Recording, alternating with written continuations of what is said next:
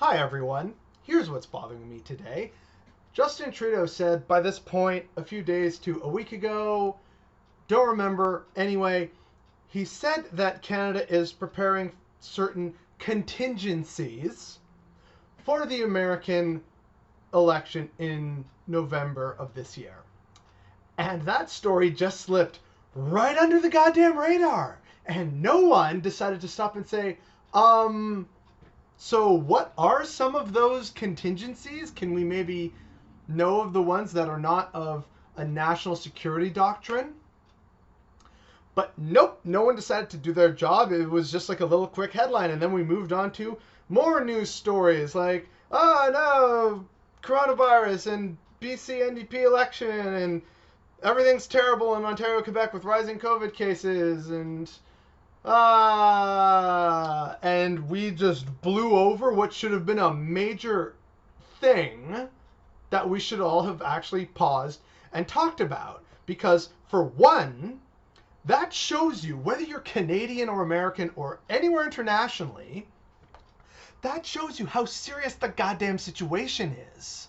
That shows you that Canada, polite little, barely has a goddamn military Canada, has to actually think about contingency plans for what happens on November 3rd. That should scare everyone, and it should be a way bigger story than it ended up being, which is why I'm talking about it. So let's actually think about what some of these contingencies are. Now, as some of you know, I have been working behind the scenes on developing a kind of plan for how we might handle a sudden influx of, let's just call them, American migrants or refugees. I'm still slowly working on that, so I'm not really going to bring up any of my suggestions here. I instead want to bring up some of the questions that journalists should have asked Trudeau and other government officials, and also questions that we should be asking ourselves. So the big question is, what do some of these contingencies look like?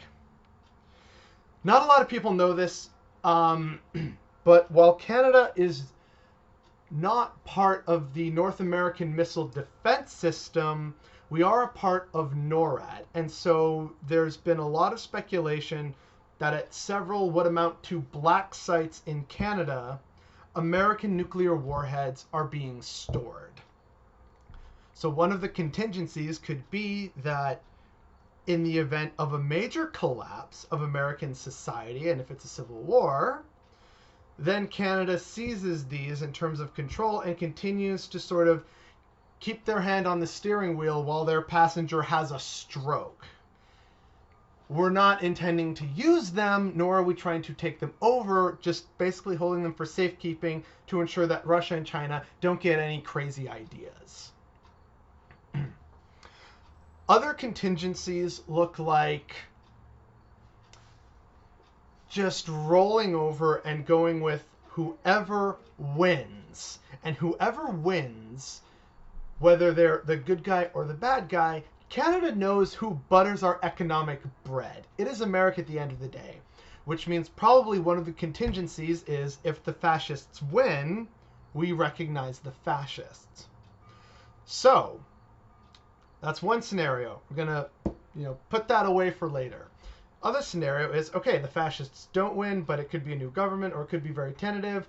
Then we may not want to immediately recognize it, and we'll see how the rest of the international community decides to recognize the entire debacle, let's call it, as it happens at that point in time.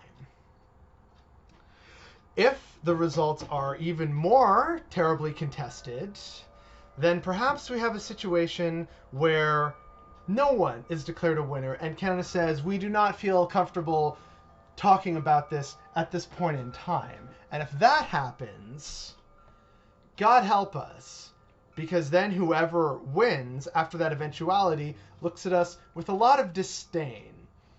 And we don't really have too many real friends in the world. Who is going to try and come across a massive ocean and try and defend Canada from the monstrously overpopulated and incredibly well-armed neighbor that is our only neighbor on the southern border? And our southern border is where most of us live anyway. No one's going to come here to help us fight if we're being attacked or under some kind of economic sanction, unless they want to exploit the Northwest Passage that we have. You know, China might say, hey, we'll help you against America, but you got to give us free passage through the Northwest Passage forever and let us control development of infrastructure along there and resource exploitation. And if we're desperate enough, which we might very well be, we'll say yes.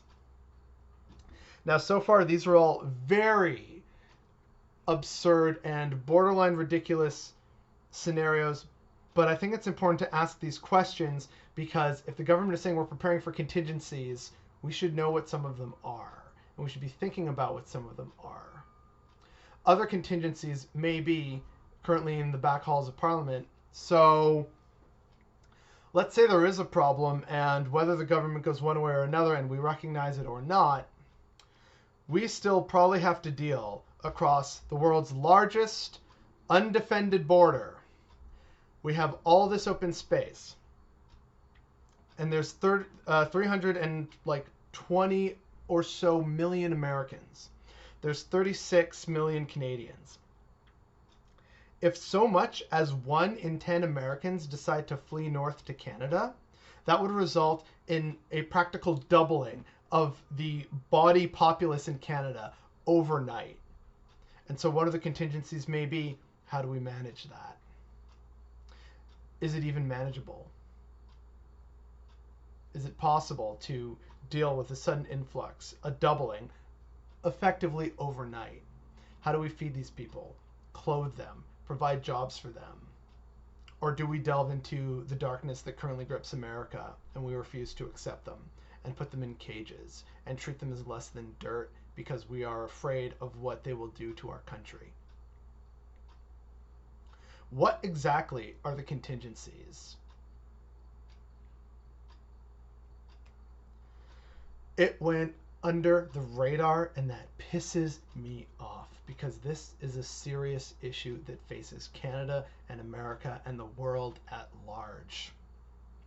What are the contingencies that the Canadian government said that they are currently exploring? Canadians have a right to know beyond what might be seen as a state secret or of a sensitive nature. We need to know at least some of what the government is planning so that we know what to expect.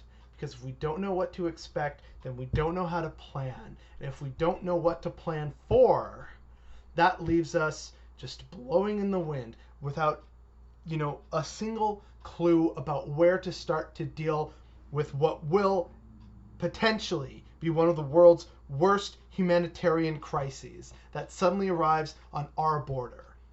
The problems faced by Turkey and various Middle Eastern nations dealing with, refugees and migrants from various wars and conflicts and climate crises, that suddenly becomes very real. And it becomes with our neighbors who look and sound like us, and many of whom love guns way more than we do.